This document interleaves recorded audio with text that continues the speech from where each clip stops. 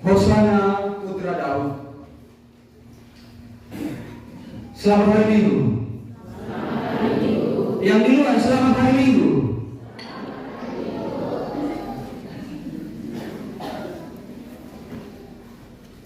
Umat mutabut yang terkasih dalam Kristus,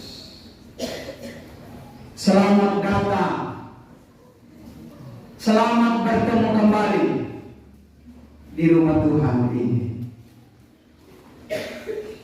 Ini stasi bala bahwa atau lalu sebelum bergabung. Kalau bergabung kemungkinan kita tidak dapat tempat yang lain, ya.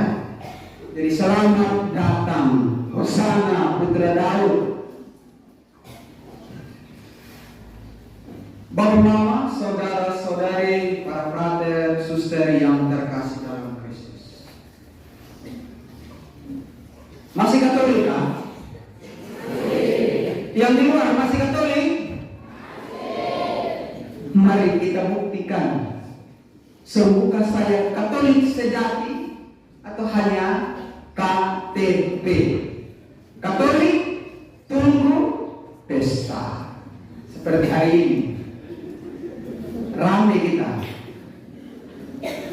Bacaan-bacaan suci hari ini menggugah serentak, menggugah keberimanan kita. Sungguhkah saya Katolik sejati atau hanya KTP saja? Baik, mari kita lihat mulai dari bacaan pertama. Bacaan pertama menggugah lebih dulu bapak-bapak. Bapak-bapak ada kan? Di luar bapak-bapak ada? Bacaan pertama menggugah lebih dulu bapak-bapak.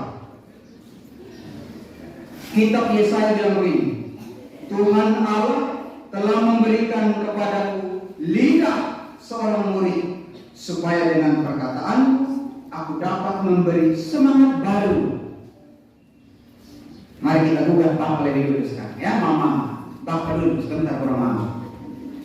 Bapak-bapak yang terkasih, bagaimana dengan lidah-lidahmu? Sudah pakai untuk apa ini lidah ini? Yesaya dalam bacaan pertama bilang begini, Tuhan Allah memberi kepadaku lidah seorang murid, supaya perkataanku itu memberi semangat baru. Bagaimana dengan lidahnya bapak di rumah? Memberi semangat baru untuk mama dan anak-anak, itu jangan sampai memberi ketakutan. Silakan mama beri kesaksian. Bapak bagaimana di rumah pakai lidah ini? Bapak kalau di kantor, apalagi dengan teman kantor, nona, kakak nona bisa tolong kan? Tapi coba kalau di rumah,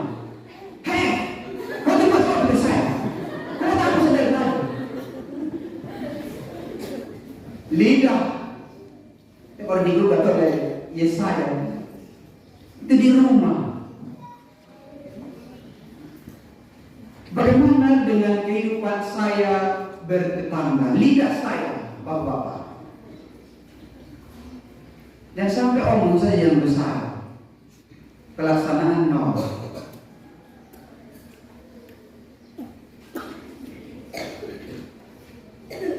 Kadang-kadang dalam hidup ini, bapak-bapak, saya ingin bertanya, apakah di rumah mama, kalau mama buat sesuatu, masak misalnya, atau buat kopi misalnya, bapak ini diberi terima kasih atau tidak? Ucap terima kasih atau tidak mama?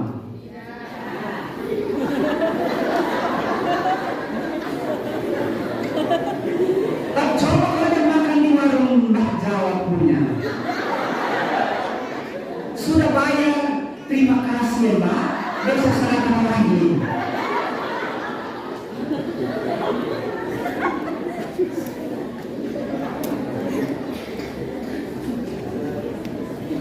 Lidah ini untuk memberi semangat baru kepada orang rumah, bukan hanya kepada orang di luar rumah, Bapak.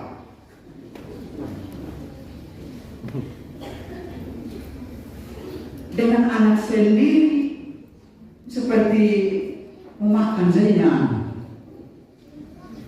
Tapi kalau orang luar, bapak halus. Begitu ya anak. Bapak di rumah oleh kamu sepertinya kejam sekali. Tapi kalau dengan orang luar, bapak minta ampun halus mati. Jadi mama, cobalah sesekali dengar kalau bapak di rumah sudah buat kopi habis kurang lebih. Terima kasih mama. Mama sudah mulai pikiran. Setan apa yang sudah atau jangan sampai dia bilang, jangan-jangan dia sudah dekat dengan hari sebelumnya. Bapak mau meninggal.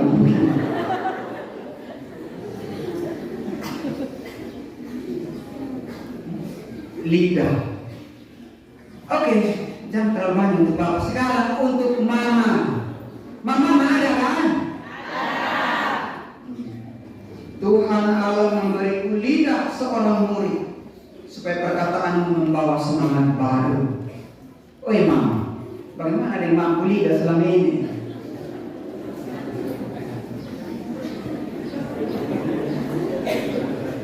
Mau pakai untuk apa saja di rumah ini?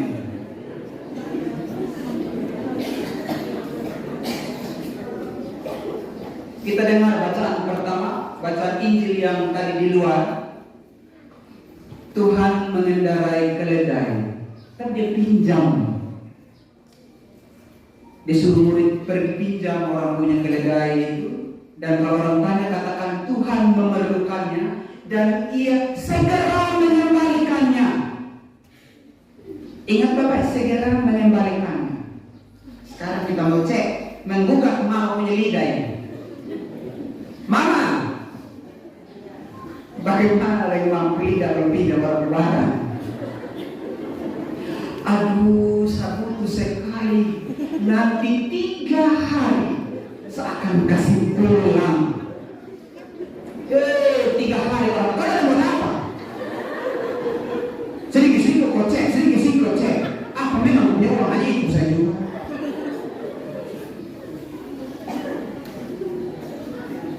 Lebih kejam dari penagih dengan anak-anak.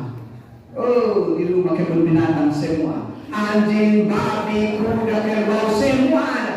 Mulai dari bangun pagi sampai tidur malam, paling banyak sudah. Ya begitu memang kodratnya perempuan. 22.000 kata sehari. Jadi bapak siap melayani mama sehari 22.000 kata. Jadi mama kalau dia sudah mulai omong dari bangun pagi, papa harus siap. Tuhan memang ini sudah seperti ini. Kalau orangnya begini memang sudah. Jangan mengeluh begitu sudah. Jadi bapak, kalau bapak pulang capek-capek dari kantor, kalau mama bilang begini, selamat bapak, bagaimana tadi di kantor? Itu dia mau suka keluar 22.000. Jadi bapak jangan langsung potong, kau ke kantor bapak.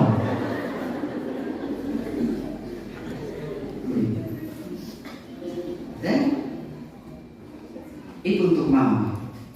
Anak muda ada kan? Anak muda di sini ada? Aku jangan sampai sudah janda semua. Anak muda, nona lebih dulu. Bagaimana dia untuk lidah? Sudah pakai untuk apa saya lidah selama ini? Oh kalau sayang cepat.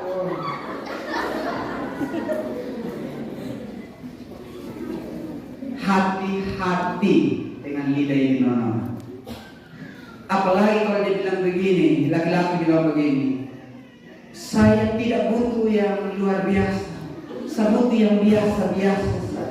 Dan nona langsung bilang begini, jangan dilapar.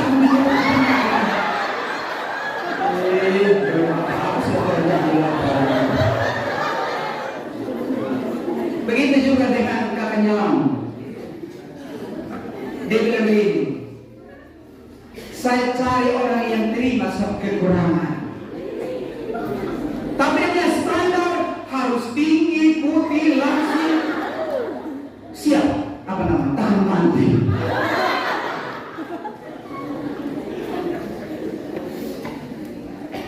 Dia baru ajak bilang begini, katong dua sakota dengan motor metik lewat hutan jati. Nona sudah langsung bilang begini, mari kita menua bersama. Kasihan. Tidak segampang itu, nona. Jangan lidah. Itu motor pun tidak pintar.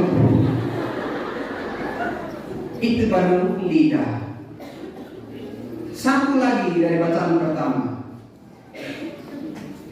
Dia bilang begini, setiap pagi ia mempertajam pendengaranku. Tuhan Allah telah membuka telingaku. Bagaimana dengan telinga kita selama ini? Mama, setiap pagi apa tandanya bahwa Tuhan sudah membuka telinga, mempertajam pendengaranku? Mulai dari bangun pagi, Mama. Jangan tunggu nanti misa hari Minggu di gereja. Mulai dari bangun pagi, ia mempertajam pendengaranku. Mama waktu sapu, lihat atau dengar tetangga di sebelah, sementara waktu Mama sapu dia akan pindah di tempat itu. Sapu terus di tempat yang sama. Untuk telinga juga dengar di sana. Apa saja yang bisa lain. Padahal itu sudah bersih banget.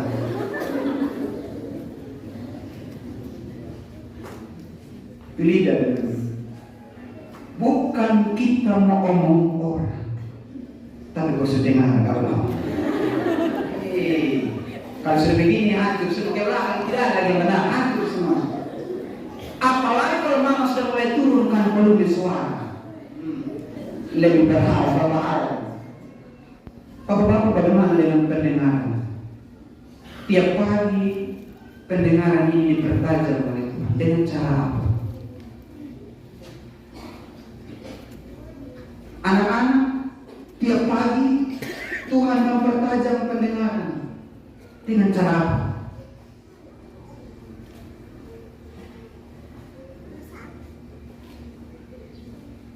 Setiap pagi kita dengar mungkin ada lonceng gereja, mungkin ayam berkokok, bunyi piring gelas Mama sementara cuci. Waktu dengar itu, saya bagaimana? Disinilah saya mempertajam pendengaran. Bangun bersyukur, terima kasih saya masih bernafas.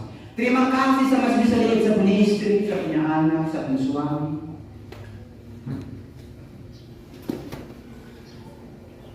Supaya tidak menjadi tumpul dan merasa biasa-biasa saja. Itu anugerah yang paling pertama. Saudara-saudara, hari ini kita mulai dengan sorak-sorai, namun berakhir dengan keheningan yang menyayat hati. Di awal berseru Hosana putra Daud, tetapi Injil sengsara yang baru saja kita dengar membawa kita pada satu kenyataan pahit. Manusia bisa berubah dalam waktu yang singkat. Nabi Yesaya berkata, aku memberi punggungku kepada orang-orang yang memukul aku. Ini bukan sekadar nubuat. Ini adalah gambaran hati Yesus Kristus. Yesus tidak melawan, tidak membalas, tidak lari. Karena ia tahu ketaatan kepada Bapa lebih besar daripada rasa sakit. Saudara-saudara, berapa banyak dari kita yang cepat marah ketika disakiti, langsung membalas ketika dihina, memilih mundur ketika hidup terasa berat. Di dalam keluarga, suami istri saling melukai dengan kata-kata. Orang tua kehilangan kesabaran terhadap anak. Anak menyimpan luka terhadap orang tua. Di tempat kerja, fitnah, iri hati, saling menjatuhkan. Yesus hari ini mengajarkan, tidak semua luka harus dibalas. Ada luka yang harus dipersembahkan. Itulah spiritualitas kita, spiritualitas salib.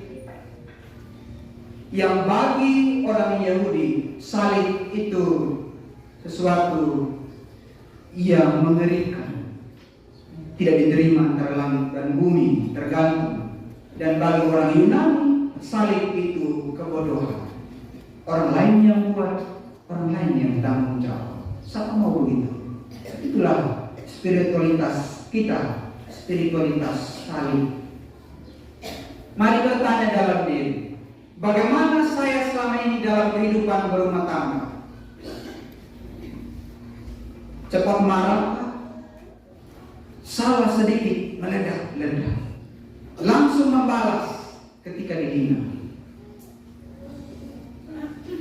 memilih mundur ketika terasa berat. Kita masuk dalam bacaan kedua. Rasul Paulus berkata, ia telah mengosongkan dirinya, taat sampai mati, bahkan mati di kayu salib. Ini inti iman kita. Allah yang merendahkan diri. Yesus tidak mempertahankan statusnya sebagai Allah. Ia turun menjadi manusia, bahkan menjadi hamba. Mari kita lihat dalam situasi konkret kita. Dunia kita hari ini dengan banyaknya itu para penikmat FB Pro dan lain-lain, ya, influencer, mereka mengajarkan banyak-banyak quotes baru dan orang-orang mulai ikut apa yang menjadi quotes mereka. Naiklah setinggi mungkin, saudara, atau pertahankan harga dirimu. Semoga di mata gue ini tidak, ya. Tidak tinggal dalam status tidak jelas atau HTS. Tahu HTS mana? Di luar tahu HTS? Hubungan tanpa status. Ciri-cirinya jelas. Salting di awal, sinting di akhir. Karena pertama manis semua. Dia bilang segala sesuatu pada waktunya. Gitu. Jadi jangan cepat terbuai. Hati-hati dengan kata-kata influencer. Jadi tidak semua harus kita ikut. Saling berdasarkan spiritualitas kita. Saling. Seorang ibu yang tetap sabar merawat anaknya yang nakal. Aida. Bagaimana saya di rumah mama? Sabar. Kadang-kadang datang ke pastoran, Pater, saya tidak sanggup lagi punya anak. Injak, pukul, banding, semua sudah. Kita mau dengan cara apa lagi, Pater? Kalau menghadap di saya sambil begini, lalu dia ikut saya, pastilah kalau ikut dari mama ya dari bapak. Buah jatuh tidak jauh dari, kecuali di pinggir kali air berlalu. Seorang ayah yang diam-diam menahan lelah demi keluarga. Bapak-bapak lebih tenang, lebih bijak dalam menghadapi situasi. Itu perlu, sebagaimana tadi kita dengar dalam Injil, begitu rendah hati, tetap tahan diri, tidak membalas. Seorang karyawan yang jujur meskipun tidak dihargai. Seorang anak yang memilih mengampuni orang tuanya. Itulah salib-salib kecil yang bila dipersatukan dengan Kristus menjadi jalan keselamatan. Itu pesan Rasul Paulus. Sekarang kita masuk Injil. Dalam kisah sengsara bukan hanya cerita tentang Yesus. Ini adalah cermin diri kita semua. Dalam kisah itu kita menemukan diri kita. Mungkin kita adalah Yudas yang menjual Yesus demi keuntungan. Yudas zaman now. Jadi jangan pikir Yudas hanya laki-laki. Nona juga bisa jadi Yudas zaman now. Terlalu banyak sekarang kejadian yang bisa dilihat. Aplikasi. Berapa? 500 full service Tuhan tolong. Siapa itu? Orang Katolik. Katanya ini kota beriman, Belu kota beriman. Tapi coba cek HIV dan AIDS tinggi di sini.